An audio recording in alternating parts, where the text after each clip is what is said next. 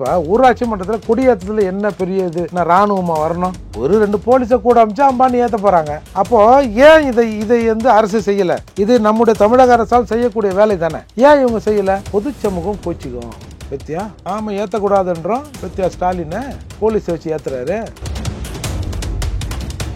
BJP Congress தண்ணி கொடுக்க கூடாதுன்னு சொல்லுது இல்ல, அதே மாதிரி விடுதலை சிறுத்தைகளும் தண்ணி கொடுக்காது அப்படின்னு போராடும். இதுல முரண் இருந்தா கூட இப்படிதான் இருக்கும் அப்படின்னு ஒரு தடுமாறி ஒரு பதிலே சொல்றாரு. அடிச்சாரு பாரு கர்நாடகாவில் வந்து செருப்பு எடுத்து தமிழன் தலைமையில. ஒரே சமயத்தில் தமிழ்நாட்டில் இருக்கிற எல்லா தமிழன்னு சொல்ற மண்டை மேலே நச்சு நச்சுன்னு திருமாவளவன் செருப்பால் அடிச்சாரு. இப்போ நாம தான் முடிவு பண்ணணும், இந்த அடியை நாமளே வச்சுக்கிறதா இல்லை நமக்கு வேணாமான்னு கொடுத்துருதா. அப்போ பணத்துக்காக எதுவும் செய்கிற நிலைக்கு திருமாவளவன் வந்துட்டார். அதற்கு உதாரணம் தான் இது. ஏன்னா நீங்கள் அவன் வந்து மேகதாட்டில் அணை கட்டுவேன்னு சொல்லி தேர்தல் அறிக்கை கொடுக்குறான், அதை கையில் வச்சுக்கின்னு தான் வந்து நீங்கள் அங்கே போய் கர்நாடகாவில் சட்டமன்ற தேர்தலுக்கும் பிரச்சாரம் பண்ணீங்க. இப்போ அவன் தெளிவாக சொல்லிட்டான், இந்தியா கூட்டணி ஆட்சி அமைத்த உடன் நாங்கள் பர்மிஷன் வாங்கி அணையை கட்டுருவோம் அப்படின்னு அவன் சொல்லிட்டான்ல. இவங்க ஒரு ஒப்பந்தம் போடுறாங்க, யாரு பிசிகா திமுகலாம் சேர்ந்து நீங்கள் அணையை கட்டினீங்கன்னா அந்த கல் மண்ணு கான்ட்ராக்டை எங்களை தவிர வேற யாவங்கிட்ட கொடுத்துருக்கூடாது.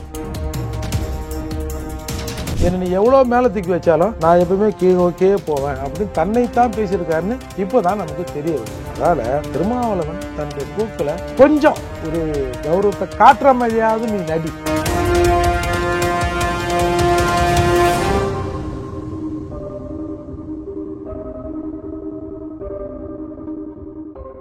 ரியல் ஒன் வாய்ஸ் நேயர்களுக்கு வணக்கம். இன்றைய நேர்காணலுக்காக நம்முடன் இணைகிறார் புரட்சி தமிழகம் கட்சியின் தலைவரும் வழக்கறிஞருமான திரு ஏர்போர்ட் மூர்த்தி அவர்கள்.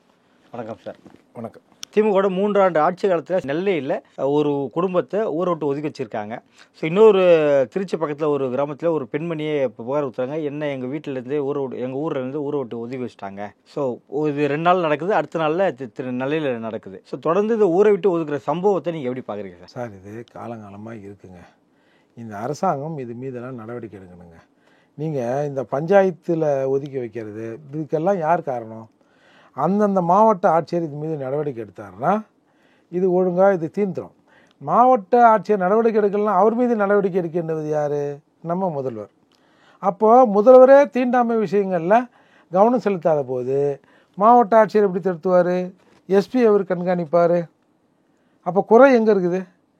நீங்கள் அடியில் இருக்கிற நடவடிக்கை எடுக்கலனாலும் இது மேலே இருக்கிறவரும் கேட்டுருவாங்க அப்படிங்கிற ஒரு பயம் இருந்தால் இந்த நடவடிக்கையை எடுப்பாங்க.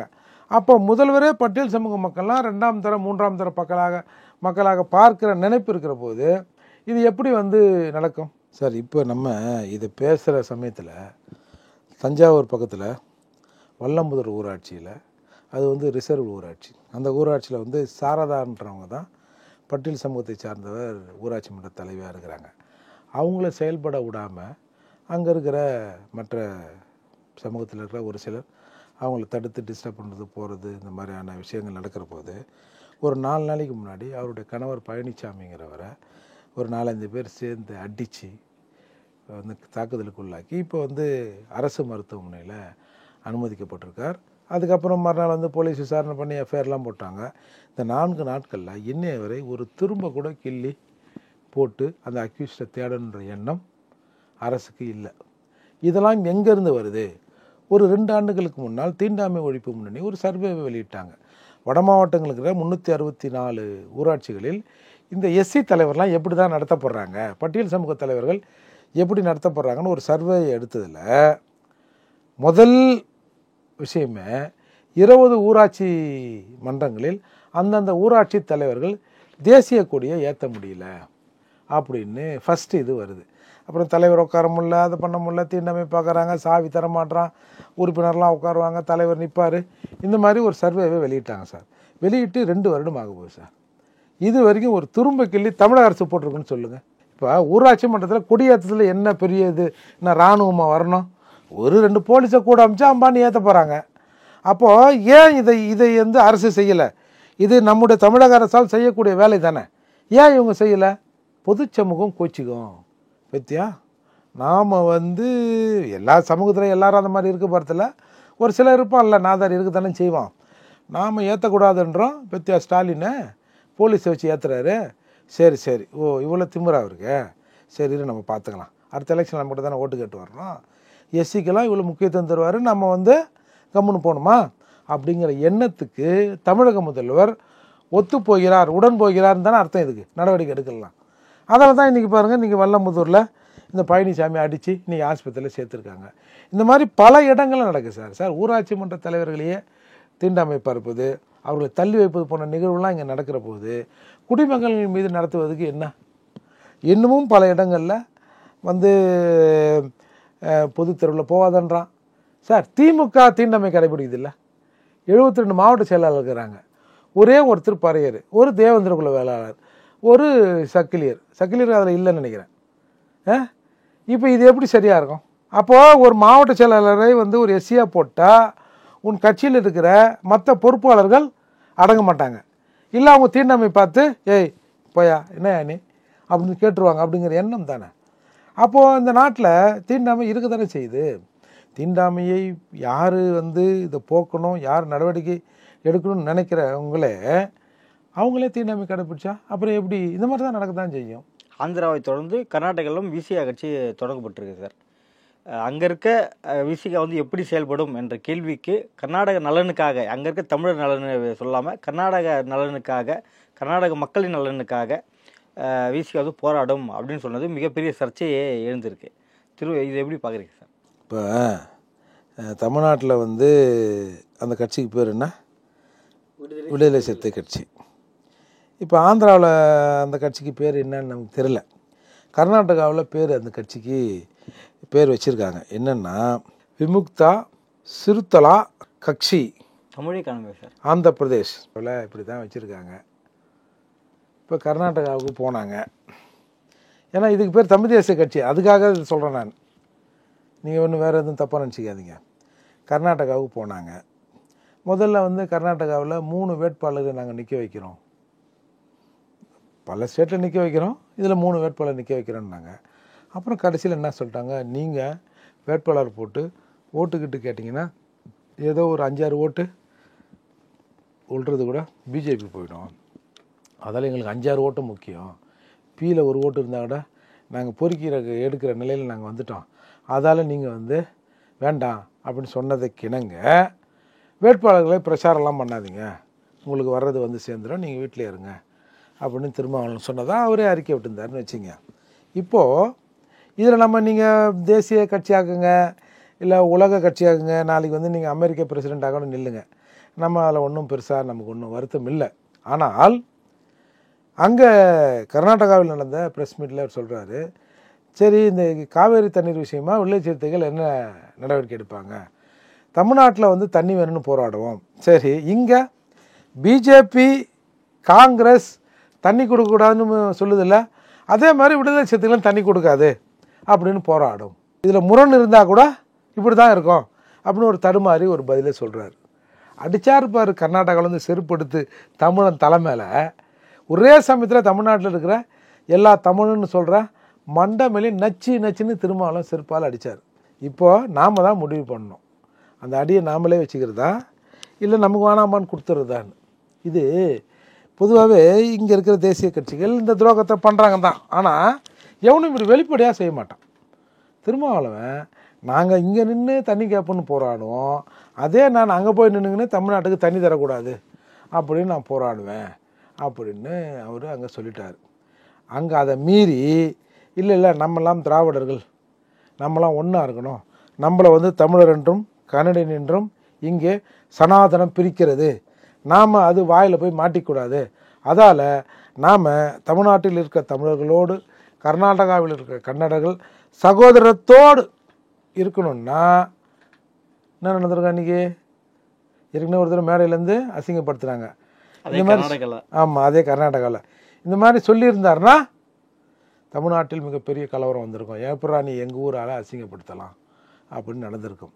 அதால் அவர் வந்து எங்கே போய் வைக்கிறோமோ அந்த ஆளாக மாறி துரோகம்னு அவர் நினச்சா தானங்க துரோகம், அவர் இயல்பாக அதை நடத்துகிறார். நாம் தான் இதில் புரிஞ்சுக்கணும். போய் சௌமியா ரெட்டிக்கு ஓட்டு போடுன்னு அந்த ரெட்டி கிட்டிலாம் சனாதனத்தில் வராதா? ஆனால் பக்கத்துலேயே நின்று பள்ளி அழிச்சிக்கின்னு ஓட்டு போடுங்கன்னீங்க. அப்போ பணத்துக்காக எதுவும் செய்கிற நிலைக்கு திருமாவளவன் வந்துட்டார். அதற்கு உதாரணம் தான் இது. ஏன்னா நீங்கள் அவன் வந்து மேகட்டாட்டில் அணை கட்டுவேன்னு சொல்லி தேர்தல் அறிக்கையை கொடுக்குறான். அதை கையில் வச்சிங்கன்னு தான் வந்து நீங்கள் அங்கே போய் கர்நாடகாவில் சட்டமன்ற தேர்தலுக்கும் பிரச்சாரம் பண்ணீங்க. இப்போ அவன் தெளிவாக சொல்லிட்டான், இந்தியா கூட்டணி ஆட்சி அமைத்தவுடன் நாங்கள் பர்மிஷன் வாங்கி அணையை கட்டுருவோம் அப்படின்னு அவன் சொல்லிட்டான்ல. இவங்க ஒரு ஒப்பந்தம் போடுறாங்க, யார், விசிகா திமுகலாம் சேர்ந்து, நீங்கள் அணையை கட்டினீங்கன்னா அந்த கல் மண் கான்ட்ராக்டை எங்களை தவிர வேறு அவங்ககிட்ட கொடுத்துடக்கூடாது அப்படின்னு ஏதோ ஒப்பந்தம் பேசப்பட்டதாக இன்றைக்கி சொல்லப்படுகிறது. அதால் இவரோட நோக்கம் வந்து பணம் தாங்க. பணத்துக்காக என்ன வேணாலும் செய்யலாங்க நிலைமைக்கு இவங்க வந்துட்டாங்க. தமிழ்நாட்டில் இருக்கிறவங்க தான் அதில் திருந்துறோம். நம்ம அவங்கள சொல்லி பிரயோஜனம் இல்லை. இப்போ தமிழ்நாட்டில் மட்டுமே விசிகா செயல்பட்டு அதுக்கான முன்னெடுப்புகளே எடுக்கலாம். ஆனால் தாண்டி ஆந்திரா, கர்நாடகா இப்போ அடுத்த கட்டமாக வேறு மாநிலங்களுக்கு போகிறதுக்கு வாய்ப்பு இருக்குமா என்னன்னு தெரியல. ஸோ இதெல்லாம் எப்படி பார்க்குறீங்க சார்? இதனால இந்த முன்னெடுப்புகளை தொடர்ந்து தொழில் திருமாவளவன் பண்ணிட்டு இருக்காரு. அதாவது அவர் வந்து தேசிய தலைவராகணும்னு நினைக்கிறாரு. இப்போ தேசியத்தை கையெழுத்தா தமிழ் தேசியத்தை விட்டு வரா, அதுதான் எப்பயோ விட்டாச்சு இல்லை. நாங்கள் இங்கே தமிழ்நாட்டுக்கு வந்தால் திடீர்னு ஒரு நாளைக்கு சொல்லுவாங்க, எங்களுக்கு வந்து தேர்தலுக்காக நாங்கள் எதையும் பொறுத்து கொண்டு போவோம்னு நினைக்காதீங்க, நாங்கள் திடீர்னு தேர்தல் பாதை வேண்டாம், புரட்சிகர பாதை போதும்னு நாங்கள் ஆயுதம் எடுப்பதற்கு தயாராக இருக்கிறோம் அப்படின்னு இந்த பக்கம் ஒரு உருட்டு உருட்டுவாங்க. இந்த உருட்டு எப்படி தெரியுமா, இந்த பக்கம் உள்நாட்டு பாதுகாப்பு மற்றும் பராமரிப்பு சட்டம் மிசான்னு ஒரு சட்டம் வந்தது இல்லை. அந்த சட்டம் வந்தபோது தென்னிந்தியா அடைந்தால் திராவிட நாடு, அடையாவிட்டால் சுடுகாடுனாங்கல்ல. அந்த திராவிட நாடு கோரிக்கையை ஒத்தி வைக்கிறோம் அப்படின்னு அண்ணாதுரை சொன்னார். அப்புறம் வந்து தனித்தமிழ்நாடு அந்த கோரிக்கையும் தள்ளி வைக்கிறோம்னாங்கல்ல. அதே மாதிரி இப்போது ஏதாவது பிரச்சனை ஏற்பட்டால் இன்னும் அந்த திராவிட நாடு கோரிக்கை அப்படியே கிடைப்பில் கிடைக்கிறது. நாங்கள் நினைத்தால் இந்திய வரைபடத்திலிருந்து தமிழ்நாடு காணாமல் போகும், தனித்தமிழ்நாடு கோரிக்கை இன்னமும் நாங்கள் எழுப்ப வேண்டியிருக்கும் அப்படின்னு இடையில அப்படி தூங்கினே இருந்தால் டக்குன்னு ஒரு விட்டு வரும் தெரியுமா. அந்த மாதிரி திமுக ஒன்று சொல்லுதில்ல, அந்த மாதிரி இவங்களும் சொல்வதற்கு தயாராக இருப்பாங்க. நாங்கள் வந்து தேசிய அளவில் இருக்கிறோம்ன்றதுக்காக நாங்கள் தமிழ் தேசியத்தை விட்டு விடவில்லை, நாங்கள் நினைத்தால் ஆயுத போராட்டத்தை இன்னைக்கு கூட எடுக்கிறதுக்கு நாங்கள் தயாராக இருக்கிறோம் அப்படின்னு சொல்லுவாங்க. அப்போ நாம் கையை தட்டுவோம். அப்புறம் என்ன பண்ணுவாங்க, நான் இப்போ சொன்னேன்ல, ஆந்திராவில் போய் ஏதோ ஒரு பேரை வச்சுக்கிறாங்க. ஆந்திராவிலேயே தெலுங்கில் ஒரு பேரை வச்சு தெலுங்கு சிறுத்தைன்றாங்கல்ல. அதால் அங்கே போனால் அங்கே ஒரு குத்து, இங்கே வந்தால் இங்கே ஒரு குத்து, இந்த பக்கம் போனால் வடக்க குத்து, தெற்கு போனால் தெற்கு குத்து, இந்த மாதிரி பல குத்துக்களை அவர்கள் குத்துவதற்கும் வாங்குவதற்கும் தயாராகி விட்டார்கள் என்பதை நம்ம இதில் பார்க்கணும். இப்போ கர்நாடகாவில் பேசின விஷயம் வந்து இங்கே தமிழ்நாட்டில் வந்து ஒரு கட்சி ஏதாவது பாதிப்பு ஏற்பட வாய்ப்பு இருக்கா சார்? சார் அதாவதுங்க, இந்த அக்னி ஆறுமுகம்னு ஒருத்தர் இருந்தாருங்க, அவர் சொல்லுவாருங்க, அதாவது காத்தால நாஸ்டா பண்ணுற கூட்டம், ராத்திரியில் அதை இதை பண்ணிவிட்டு காத்தால நாஸ்டா பண்ணுற கூட்டமாக இங்கே பல பேர் மாறிட்டான் அப்படின்னு அவர் மைக்கிலே பேசுவார், மேடையிலேயே. அந்த மாதிரி இங்கே தமிழர்கள் மொக்கைகளாக மாறிவிட்டார்கள்.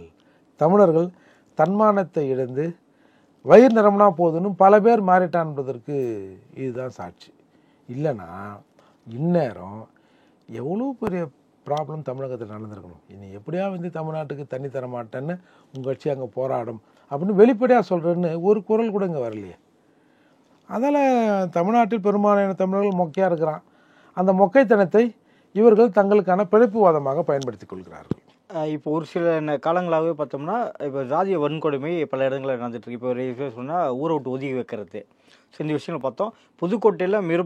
புதுக்கோட்டையில் மறுபடியும் ஒரு குடிநீர் தொட்டியில் மாட்டு சாணியை கலந்துட்டு இருக்காங்க போல் பல விவரங்கள் எழுந்ததுக்கும் விசிக தலைவர் மௌனமாகவே இருக்கார். நீங்கள் பார்க்கலையா, இந்த காஞ்சிபுரம் பக்கத்தில் ஒரு பள்ளிக்கூடத்தில் ஏதோ முட்டை ஓடு இருந்தது, பாதி செல்லு இருந்ததுன்னு சொன்னாங்கல்ல. உடனே மாவட்ட ஆட்சியர் வந்து பார்த்துட்டு, முட்டை ஓடு தான் இது, சரி அந்த டேங்க் இடிச்சு கிடச்சிருங்க. முட்டை ஓடு இருந்ததுக்கு ஏன் டேங்க் இடிக்கிறீங்கன்னு யாராவது கேட்டோமா? அதே மாதிரி தான் இப்போ நீங்கள் சாணம் கலந்துன்னு சொன்னீங்கல்ல, முந்தானத்து செய்தித்தாளில் ஒரு அரசு சார்பில் ஒரு அறிக்கை வந்து தெரியுமா, அது வந்து சாணம் இல்லை, அது வந்து டேங்க்கு ரொம்ப நாளாக கழுவாமல் இருந்து பாசி பிடிச்சிட்டு போயிருக்கு. பாசி பச்சை கலரில் இருக்கும்ல, அதுதான் அதில் மிதந்தது. நாங்கள் வந்து இந்த தண்ணியை டெஸ்ட்டுக்கு அமிச்சோம், அந்த தண்ணி குடிப்பதற்கு உகர்ந்த தண்ணி தான் அப்படின்னு சர்டிஃபிகேட் வந்துக்குது. எனவே அதில் சாணம் கலக்கப்படலை, எனவே ஆடு திருடு போகவே இல்லை அப்படின்னு சொல்லிட்டாங்க. அப்புறம் திரும்ப நம்ம ஆடு திருடு போச்சுன்னு பேசினா எப்படி இது அவங்களுக்கு கோவம் வராது? அதால் நம்மளும் அந்த மாதிரி முடிச்சிடுவோம், ஆடு திருடு போகலை. அந்த தண்ணி யார் தான் குடிச்சு பார்த்தது சார்? இல்லை, அதை டெஸ்ட்டுக்கெல்லாம் அனுப்பிச்சிட்டாங்க அப்படின்னு அறிக்கைலாம் வெளியிட்டாங்களே. ஏன்னா குடித்தவன் மயக்கமாகி போய் உடம்பு சரியில்லாமல் வாந்தி பேதின்னு ஊரே போய் கொஞ்சம் பேர் போய் தொடர்ந்து அட்மிட் ஆகுதான், அது மேலே ஏறி பார்க்குறான் சாணின்னு கண்டுபிடிச்சதா சொல்கிறாங்க அந்த ஊருக்காரங்க. இப்போ அரசாங்கம் சாணி இல்லைங்குது. இப்போ ஊருக்காரன் ஆமாங்க சாணி தாங்கன்னா என்ன பண்ணுவான்? 2 கேஸை போட்டு அவதூறு பேசுனா அப்படின்னு உள்ளே போடுவான். அதனால தான் நான் சொல்லிட்டேன் ஒரே வாரத்தில், ஆடு திருடே போகலைன்னு. இவர் இந்த வேற மற்ற வழக்குகள்லாம் இருக்குல்ல சார், இப்போ ஊரில் நடக்கிற வன்கொடுமைகள், ஊரை விட்டு ஒதுக்கி வைக்கிறது, அது போல விஷயங்கள் கூட இவர் இன்னும் குரல் கொடுக்காம இருக்கார் இல்லையா சார்? இந்த மாதிரியான விஷயங்கள் அவருக்கு தெரியாது. அப்படி தெரிந்தாலும் அவர் பெருசாக அது மீது நாட்டம் கொள்ள மாட்டார்னு இங்கே இருக்கிற அதிகாரிகளுக்கு தெளிவாக புரிஞ்சு போச்சு. அதால் அவர்கள் அட உடையா இவெல்லாம் ஒரு ஆள் அப்படின்னு அரசாங்கம் அதிகாரிகள் கம்முன்னு இருக்கிறாங்க. சமீபத்தில் கர்நாடகாவுக்கு சென்றிருந்த போது திருமாவளவன் சித்தராமையும் சந்திக்கிறாரு, டிகே சிவகுமார் அவர்களையும் சந்திச்சிருக்காரு. அதாவது டிகே சிவகுமார் அவர்களை சந்திக்கும் போது மரியாதை நிமிடம் அந்த பொன்னாடைகள் மாலைகள் பரிமாறிக்கொள்ளும் போது கைக்குலுக்கி பாராட்டவே இல்லை டிகே சிவகுமார் அவர்கள். ஸோ கையை கொடுக்காத அளவுக்கு இவரை வந்து அவமானப்படுத்தி தான் அமைச்சிருக்காருன்னு தான் நம்ம இதை பார்க்கலாம். இது எப்படி பார்க்குறீங்க சார்? நீங்கள் அந்த பதவியேற்பு விழாவில் சட்டமன்றம், கர்நாடக சட்டமன்றம் பதவியேற்பில் அதில் நம்முடைய முதல்வரே அசிங்கப்படுத்தப்பட்டார். நீங்கள் பார்த்துருப்பீங்க அந்த காணொலியை. அதுக்கப்புறம் வந்து இந்த தண்ணீர் விவகாரத்தில் நம்முடைய முதல்வருக்கு வந்து ஈமக்கிரிகை பண்ணான், படத்துக்கு செருப்பு மாலை போட்டான். அப்பயே ஒன்றும் பெருசாக இங்கே ரியாக்ஷன் இல்லை. இப்போ இவங்க தானே வாலண்டியராக போய் கூப்பிட்ட உடனே வாலண்டியராக போய் சால்வை போடுறதும் அதை போடுறதும் நான் கூட பார்த்தேன். அதை வந்து ஒரு வேகமாக ஒரு முதுகில் ஒரு தட்டினார். உடனே இவர் எப்பவுமே ஹிஹின்னாரு. அப்புறம் சித்தராமையா கை கொடுக்குறாருன்னு நினைக்கிறேன். ஏன்னா சித்தராமையா உங்களுக்கு என்ன ஆள்னு தெரியும். இதுதான் அதாவதுங்க, ஒரு இடத்துக்கு வந்து அழையா வீட்டுக்கு நுழையா விழுந்தாலையா போனால் இந்த கை தான் வரும். நீங்கள் எதிரிகள் கூட எதிரிகளாக இருக்கட்டும், நண்பர்களாக இருக்கட்டும், நம்முடைய தன்மானை வைத்து தான் நம்மளை வந்து எடை போடுவான். இப்போ இவர் கூட சொன்னார், நான் வந்து பிளாஸ்டிக் சேரில் ஒரு ஓரமாக உட்கார்றதால நான் வந்து முக்கியம் இல்லைன்னு இல்லை, நான் இருக்கிற இடம் தான் மையம் அப்படின்றாரு. ஒரு சர்க்கிள் போடுறோம், ஒரு 360 ஒரு சர்க்கிள் போடுறோம். அந்த சர்க்கிளில் ஒரு ஓரமாக போய் ஒரு புள்ளியை வச்சுட்டு இதுதான் மையம் இந்த சர்க்கிளுக்கு, இந்த புள்ளி இருக்கிறது தான் மையம்னா நம்மளை பைத்தியக்காரன் நினைக்க மாட்டான். சயின்டிஃபிக்கலாக அந்த 4 பக்கமும் இது பண்ணி சென்ட்ரா மையம்னா தான் அதான் மையம். இதெல்லாம் பைத்தியம். இதுக்கு இவராக சொல்லிக்கிற சப்பக்கட்டு சார். முதல்ல அண்ணன் திருமாவளவன் கொஞ்சமாவது நம்ம தன்மானம் அப்படிங்கிறத உணரணும் சார். இப்போ இவர் ஒரு உருட்டோம் உருள்ட்டோம் பிறல்ட்டோம் இதெல்லாம் பிரச்சனை இல்லை. இவர் இந்த சமூகத்தின் குறியீடுகளில் ஒன்றும் இல்லை. அப்போ உன்னையே வந்து இந்த மாதிரி அசிங்கப்படுத்தினான்னா அப்போ உனக்கு அடுத்து இருக்கிற இல்லை எங்களை போன்ற இருக்கிறவங்களாம் அவன் என்ன பார்வையில் பார்ப்பான்? யோ திருமாவளவனுக்கே ஒரு பிளாஸ்டிக் சேர் பழைய சேர்னா இவெல்லாம் நிற்க வையா அப்படின்னு கூட நினைக்கிறான்ல. அதன் அடிப்படையில் தான் கேகேஎஸ்எஸ் ராமச்சந்திரன் இரணின் ஒரு தம்பியும் அன்றைக்கு, அதாவது இன்றைக்கும் இன்னும் எம்பி முடியல, இன்றைக்கும் தென்காசி எம்பியாக இருக்கிற ஒரு தேவேந்திர குல வேளாளர் சமூகத்தை சார்ந்த ஒரு எம்பியை, திமுக எம்பியை நிற்க வச்சார் தெரியுமா? தென்னித்தொகுதி எம்பி தானே? ஆமாம், தென்காசி எம்எல்ஏவை எம்பியை. அப்போது உனக்கு பிளாஸ்டிக்னா எங்களுக்கு நிற்க வச்சுருவாங்கய்யா, நிற்க வைக்கிறாங்க, அதான் நீ கொஞ்சம் நிமிர்ந்து உக்காரு, அது இந்த சமூகத்துக்கான மரியாதையாக மாறும் அப்படின்ற அக்கறையில் தான் இந்த மாதிரிலாம் நடந்துக்காத அப்படின்னு நம்ம சொல்கிறோம். அவர் ஒன்று சொல்லுவார், இவங்க இந்த தாழ்த்தப்பட்ட மக்கள், அந்த வார்த்தை அவர் தாழ்த்தப்பட்ட மக்கள் தண்ணீரை போன்றவர்கள், எவ்வளவு தூக்கி மேலே வைத்தாலும் தண்ணீர் எப்படி கீழ் நோக்கியே போகுமோ அதே போல் இவர்கள் கீழ் நோக்கியே வருகிறார்கள் அப்படின்னு இந்த மக்களை பார்த்து கூட்டத்தில் பேசுவார். ஆனால் இன்றைக்கு பல பேர் நாங்கள்லாம் அப்படி இல்லை, நாங்கள்லாம் சாம்பவன், நாங்கள்லாம் பறையர்கள், நாங்கள்லாம் யார் தெரியுமா அப்படின்னு பல பேர் இன்றைக்கி பேச ஆரம்பிச்சிட்டாங்க. ஆனால் இவர் தண்ணின்னு சொன்னது இவரை தான் சொன்னார் பொழுது, என்னை நீ எவ்வளோ மேலே தூக்கி வச்சாலும் நான் எப்பவுமே கீழ் நோக்கியே போவேன் அப்படின்னு தன்னைத்தான் பேசியிருக்காருன்னு இப்போ தான் நமக்கு தெரிய வருது. அதால் திருமாவளவன் தன்னுடைய போக்கில் கொஞ்சம் ஒரு கௌரவத்தை காட்டுற மாதிரியாவது நீ நடி, அதுதான் இந்த சமூகத்துக்கு நல்லதாக இருக்குன்னு நான் நினைக்கிறேன். இப்போ 2 தொகுதியில் நிற்கிறாரு சார், அது வெற்றி பெற்றதுக்கு அப்புறமாவது மாறுவாரா? 4 தொகுதியில் நின்னா கூட மாற மாட்டார். அது அவருடைய ஜீன்லேயே வந்துடுச்சு. ஒரு இன்டர்வியூவில் அவங்க பொறுப்பாளர் சொல்லுவார்ல, அவங்க அப்பா அடிமையாக இருந்தார், எங்கள் அப்பாவும் பண்ணை அடிமையாக இருந்தார், அவங்க அப்பாவும் பண்ணை அடிமையாக இருந்தார், அதால் எங்களை பண்ணை அடிமை மாதிரி நடத்துகிறாங்க, நாங்களாம் அப்படி இருக்கிறோம் அப்படின்னு சொன்னாங்கல்ல. அந்த சிந்தனையிலேருந்து முதல்ல வெளியே வரணும். அதுக்கு தான் ரெட்டமலை சீனிவாசன் சொன்னார், நீ ஒன்றும் இந்த சமூகத்துக்காக ஒன்றும் பெருசாக கீச்சிடாத, யாராவது ஒன்று நீ பறையறான்னு கேட்டால் ஆமாம் நான் தான் பறையன் அப்படின்னு சொல்லு, ஆட்டோமேட்டிக்காக இந்த சமூகம் விடுதலை அடைந்துன்னு சொன்னார்ல. அந்த மாதிரி முதல்ல ஒரு தன்மான உணர்வை பெறட்டும், அதுக்கப்புறம் மற்றதை பற்றி பேசட்டும். நடப்பு அரசியல் குறித்து பல்வேறு கருத்துக்களை பகிர்ந்தமை மிக்க நன்றி சார். நன்றி.